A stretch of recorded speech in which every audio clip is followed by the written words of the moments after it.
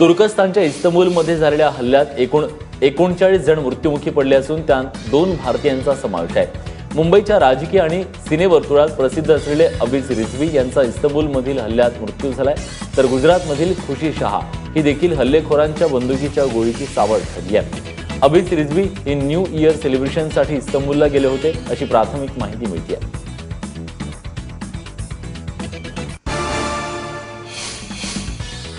इस्तंबूलमधील हल्ल्यात प्राण गमावलेले अबीज रिझवी हे चित्रपट निर्माते आणि दिग्दर्शक होते। ते राज्यसभेचे माजी खासदार अख्तर रिझवी यांचे पुत्र होते। बुधवारी अबीज रिझवी यांचा मृतदेह मुंबईत आणण्यात येणार असून गुरुवारी त्यांच्यावर अंत्यविधी करण्यात येईल। त्यासाठी अख्तर रिझवी हे तुर्कीकडे रवाना झाले।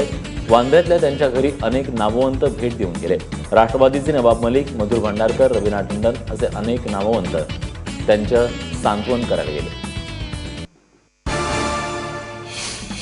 अख्तर हसन रिझवी आमचे जुने मित्र आणि पक्षाचे नेते आहेत। ज्या प्रकारे काही वर्षामध्ये त्यांच्यावर दुःखद 2 प्रसंग आले। पहिला एक मुलगा गेला आजाराने आणि काल ज्या पद्धतीने अतिरेक्यांनी हल्ला केल्यानंतर त्यांचा मुलगा आबिस त्यांनी स्वतः गमावलेला आहे। या आतंकवादी हल्ल्याचा आम्ही कठोर शब्दामध्ये निंदा करतो। महापालिका निवडणुकीसाठी सर्वच राजकीय पक्षांनी कंबर कसली आहे। मुंबईत काल एमआयएमची सभा पार पडली। यात एमआयएमचे अध्यक्ष खासदार असदुद्दीन ओवैसींनी भाजप शिवसेनेवर जोरदार टीका केली। मुंबई महानगरपालिकेचं बजेट 37,000 कोटी रुपये आहे। मात्र हा पैसा योग्य पद्धतीने खर्च झाला असता तर मुंबईच्या झोपडपट्टी परिसरातील परिस्थिती सुधारली असती। त्यामुळे सत्ताधाऱ्यांनी टॅक्सच्या पैशांचा हिशोब लोकांना दिला पाहिजे अशी मागणी ओवैसींनी केली आहे। शिक्षणाचं बजेट 2390 कोटी रुपये असून देखील पालिकेच्या शाळांची वाईट अवस्था असल्याचं ओवैसींनी म्हटलंय।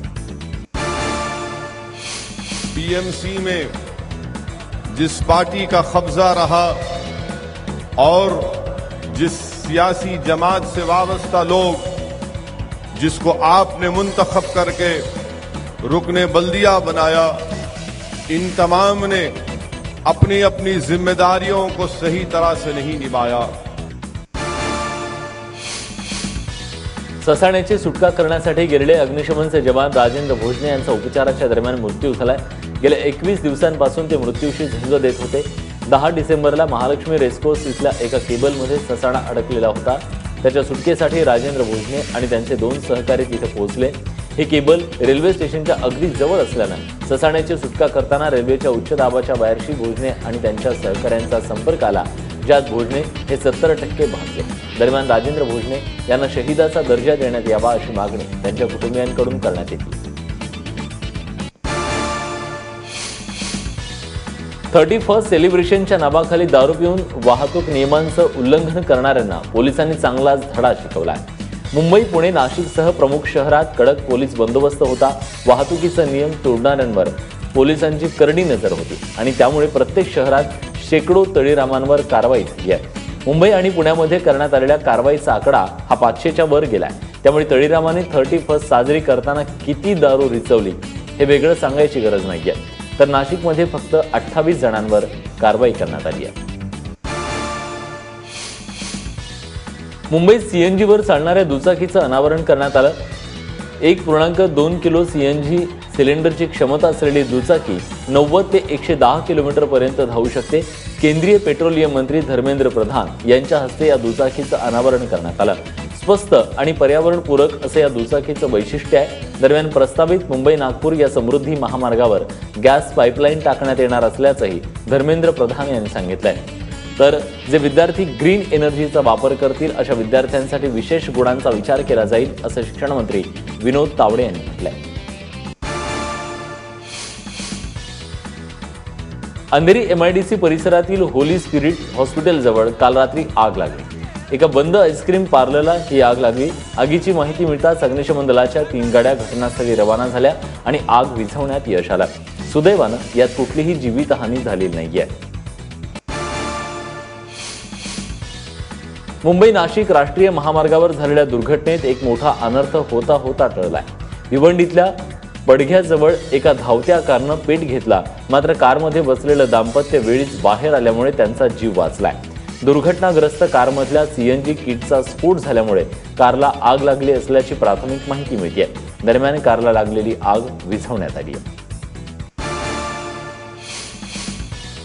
सायन पनवेल महामार्गावरच्या उरण फाट्याजवळ ब्रिजवर टेम्पोनं अचानक पेट घेतला, त्यामुळे काही काळ गोंधळ निर्माण झाला. खारघर इथल्या सत्संगाला जाण्यासाठी या टेम्पोत महिला प्रवास करत होत्या. चालत्या टेम्पोला अचानक आग लागल्याचं लक्षात येताच ड्रायव्हरनं महिलांना टेम्पोतून उतरवलं. शॉर्ट सर्किटमुळे टेम्पोला आग लागल्याचा प्राथमिक अंदाज आहे.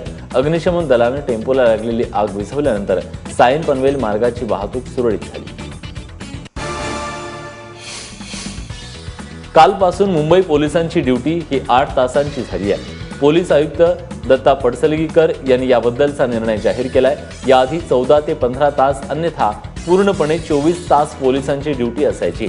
ती नव्या वर्षात 8 तासांची राहणार आहे. देवनार पोलीस ठाण्यापासून प्रायोगिक तत्वावर सुरू करण्यात आलेला हा प्रयोग गेल्या नोव्हेंबर महिन्यापर्यंत मुंबईतल्या 32 पोलीस ठाण्यांमध्ये यशस्वीरित्या राबवण्यात आला. मात्र प्रत्यक्षातलं पोलिसांचं संख्याबळ आणि त्यावर असलेला ताण यामुळे हा निर्णय खरोखरच अंमलात येईल का याबद्दल शंका आहे. स्मशानभूमीच्या प्रश्नाकडे प्रशासनाचं लक्ष वेधण्यासाठी पुण्यातील कोंढव्यात एका महिलेनं चितेवर बसून अनोखं आंदोलन केलं. कोंढवा बुद्रुक इथल्या रहिवाशी मनीषा कामठे यांनी चितेवर बसून आंदोलनाचं हत्यार उपसलं.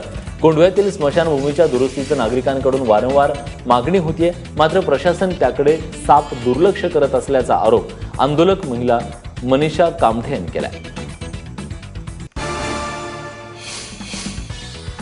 दिवंगत ज्येष्ठ छायाचित्रकार गोपाळ बोधेंनी कोल्हापूरच्या महालक्ष्मी मंदिराच्या साकारलेल्या फोटोच्या पुस्तकाचं प्रकाशन करण्यात आलं.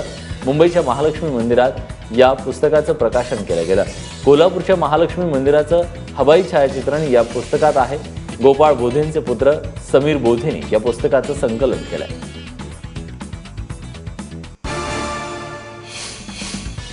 नववर्षाच्या स्वागतानिमित्त नवी मुंबई पालिकेच्या इमारतीवर आकर्षक रोषणाई करण्यात आली होती. यावेळी करण्यात आलेल्या आतषबाजीनं सगळा आसमंत उजळून निघाला होता. डोळे दिपवून टाकणारे हे दृश्य परदेशातली नाही तर मुंबईतले आहेत, आपल्या नवी मुंबईतली आहेत. नवी मुंबई महानगरपालिकेचं यंदाचं 25वं वर्ष आहे. त्यामुळे नवीन वर्षाचं आगमन आणि रौप्य महोत्सवी वर्षाचं सेलिब्रेशन करण्यासाठी ही रोषणाई आणि आतषबाजी करण्यात आली.